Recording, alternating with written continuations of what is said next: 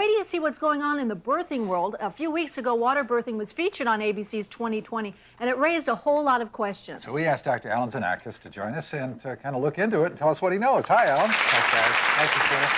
Now, is this kind of a quirky alternative, or is this something that's really going to remain? I don't think it is a quirky alternative. It gives the woman an opportunity to take more control of her body. It's not for everyone. It's an option. It's something that we're going to see, I think, go across the country. And maybe you think it's going to take off like gangbusters? Because I don't think it'll take off like gangbusters. No, maybe we can take a look and see how this process all right. Well, see how this process goes. This is where most American women give birth, in a bed, surrounded by the best of modern medical technology. But this birth is something completely different. It's underwater birthing. This baby is being delivered into a tub of warm water, generally around 100 degrees.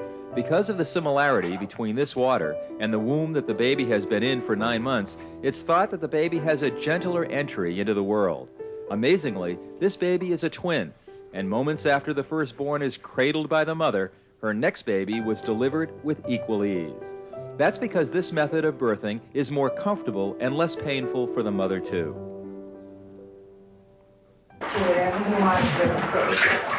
The laboring mother is usually brought into the tub when she's 7 to 8 centimeters dilated. This woman gave birth about an hour after entering the tub. There's a head. Very good. Okay. I'll get it now. Here we go. Here we go. Just a minute. Let go. Let go.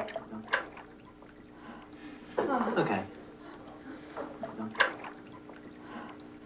Okay.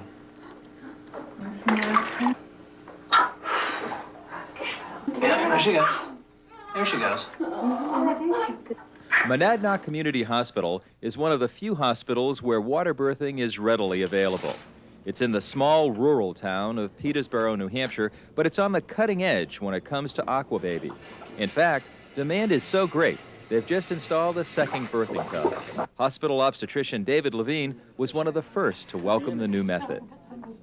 When they're in the tub, they're in control. They're not asking for us to intervene, give medications, speed things up, and our statistics have shown that labors have gone quicker. There's less medication required, less operative deliveries, meaning forceps or vacuums, and it actually has lowered our cesarean section rate. Yeah. 6-month-old Kira Casper is one of the 60 water babies born at the hospital.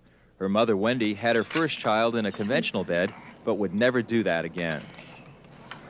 I was so amazed that I felt comfortable.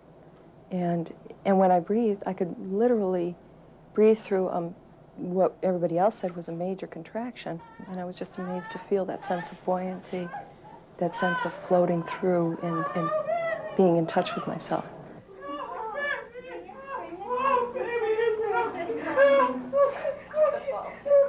A tub birth means no pain drugs, no induction, and no fetal monitoring, other than listening to the heartbeat with an underwater stethoscope. The question parents always ask is, could the baby drown? We feel that once the baby comes into the water, there hasn't been a change in temperature between the tub water environment and what the mother's baseline temperature is. Once the baby is taken out of the water, it usually cries. It may take a deep breath because that stimulus, that change in temperature, is what creates that reflex. Some parents also worry about monitoring instruments. Could they ever cause an electrical shock? The risks for electrocution or for any real problem are extremely small. We do not keep anything with any bare wires near the tub. All of our fetal monitoring equipment, and we have a Doptone or Doppler, something to listen to the baby's heart, that goes into the water, is totally insulated. And what about cleanliness and infection? Midwife Tracy Bowman tells her patients not to worry. The solutions that they use to clean the tub here would kill anything, and they do kill everything. In fact, if you go in the room when they're using it, it kind of takes your breath away. It's so strong, and it's filled and drained and rinsed a couple times, so it's quite a long process. It's hard to find a voice who'll condemn water births, but most obstetricians are still skeptical, including Dr. William Young. The baby, that bacteria that are normally present in the vaginal canal, normally present in the stool, would have an easier movement through water than they would in the normal circumstance, with the baby delivering on dry land. Keeping the baby underwater for an extended time is an abnormal mammalian response. It's not the natural process of things. But people who have experienced underwater birthing don't agree. With the baby coming into the water, you're in the water, it's all one thing. I think it's one simple motion. And in that way, that's a real difference, is when you're on the bed and everything is hard and the softness of the water maybe, it makes it easier and things flow easier, I guess, like water.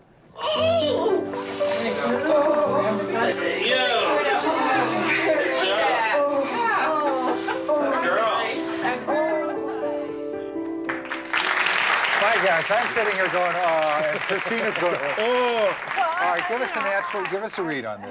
You've had 4. I've had 4 children. I've given birth 3 times. My son is adopted. Yeah. But it doesn't make me comfortable. I love the idea of birthing. I've had 3 pleasant experiences giving birth, but the idea of being isolated in a tub, for me alone, I need to have more secure support. Okay. And I need that epidural. I need the epidural. Okay. You know? I mean, Right. I don't think I could do it. Well, I'm glad Christina's bringing that up, because that seems to be the major argument, that one of feeling enclosed, claustrophobic, and not helping you through the pain process. Right, I don't want to go through that pain by myself. You can't it have hurts. You can't have an Well, epidural. what about some of the health issues that were raised by that last physician? Well, one of the major health issues really has to do with contamination of the water. Right. And does it or does it not put a woman at risk?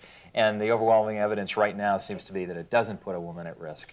In fact, the water seems to dilute the bacteria that are present, and in fact, the normal flora that's present is coming out of the mom's womb. Okay, Alan. All right, let's take a pause. When we come back, we're going to meet a woman who had 2 babies underwater and has also formed an organization to help you in the event that you would like to do the same. We'll be right back.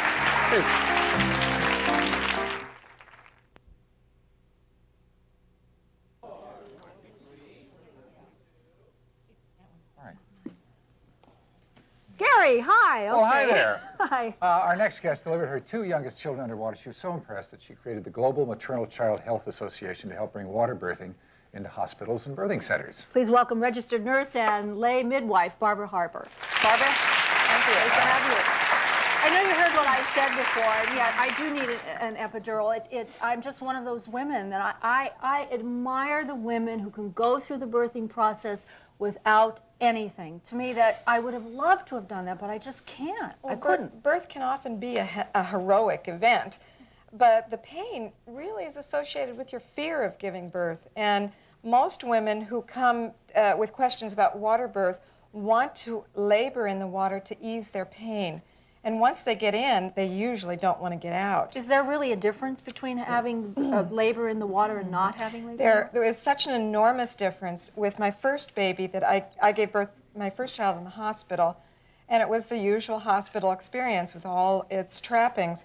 My second birth was, I waited until almost the very end to get in the water, excuse me, and the minute I got in, I went, why did I wait so long? I mean, do you feel this relaxation you're take suddenly over? weightless. Yeah, all there's the no pressure is pressure. off your back, off your hips, off your belly, and you get so relaxed, you just melt into the warm water that your pain disappears. You still have the contractions, but you're coping with them so much better. The baby seems to just pop out. I mean, is that normal? Does it pop out when you do it on a gurney in a hospital? Pop out anyway. No, you know what I mean. I mean, these kids could get a trapping ticket. One of the things that's very critical that we saw with the doctors on the tape with Barbara here, the TLC that goes along with it, the 10 to 11 care that goes along with it, also helps really reduce the pain. I mean, if you did this at a major urban hospital where things are very hectic, it would be much more difficult to simulate what you're able to do in your facility. It's so great. Why is there so much resistance to it? Well, there's resistance to women being in charge of their birthing process. We have, over the last 75 years, given up that control to the medical establishment. Doctors know best. And women are just now learning that it's okay for them to be in control, and they can make the choices. All right, if there's someone that would like to do this, not you. No, I'm done, thank you. Okay. What should they do? Are there books available? There are books available. I have a book that's coming out in January called Gentle Birth Choices, and it covers all the options, whether you want to be in the bed, on the floor, in the bathtub, or on the toilet. It's okay. It's your choice. And we have current books available. Alternative Birth is one that's available in bookstores. Alternative Birth by Carl Jones. You want to read as much as you can. You want to ask questions. You want to go to your doctor and say, I heard this. You didn't suggest it to do it at home by yourself. No way. No, Good enough. All right, thank you so Thanks much. very much, and we'll be back.